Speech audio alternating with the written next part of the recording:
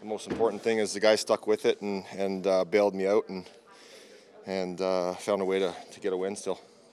When that happens, do you get gun shy a little bit of going out to make a play after two plays that you normally wouldn't make? I mean, it's a big part of my game, so I think if you show your teammates or the other team that it's rattled you, then they got you right where they want you, and you're kind of letting your team know that you're not confident in it. So I think, like I said, it's not something that you want to see happen or have happen very often. But when it does, you don't want to obviously show that you're down and you're still out there competing and battling for the group. A couple guys in post game last night just said, "All right, just get it back, get it back for Smitty." I mean, you're just 2 games into an Oilers career, so you got to like to hear that. And plus, whether it's you or somebody else, there's bad things are going to happen in a game, right? So you guys got to have that attitude. Yeah, I mean, mistakes are going to happen. I mean, I'm no different than anyone else. As much as you want to play a perfect game, things are going to happen in games where pucks are going to bounce, and plays aren't going to get made, and that's why you have teammates in this group to bail you out. And fortunately, last night we were able to score some big goals and get those mistakes back and push the game along and find a way to win the game, and that's the main thing. I mean, the old cliche of there's no pictures on the scorecard, although there is replays now, where you can go back and watch those. I hope I'm not gonna, but you just got to let it go, and it's easier said than done sometimes. But it's a good lesson for younger players that mistakes are going to be made, and it's how you overcome them that make you a better person, better player. I just want to.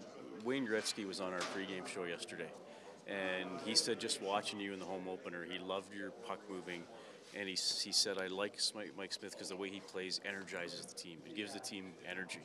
Do you feel that way? And I guess hearing Gretzky say that, just what's your reaction?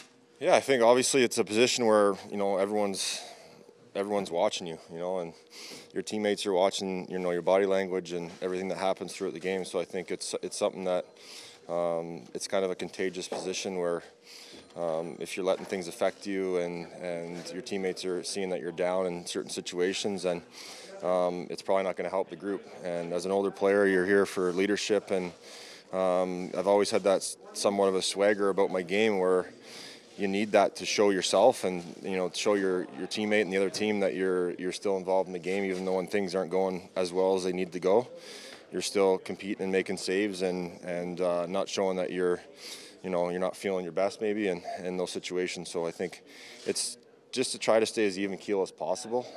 Throughout the course of a season, it's hard to do, but you kind of take it step by step, day by day, and just try and be as consistent as possible.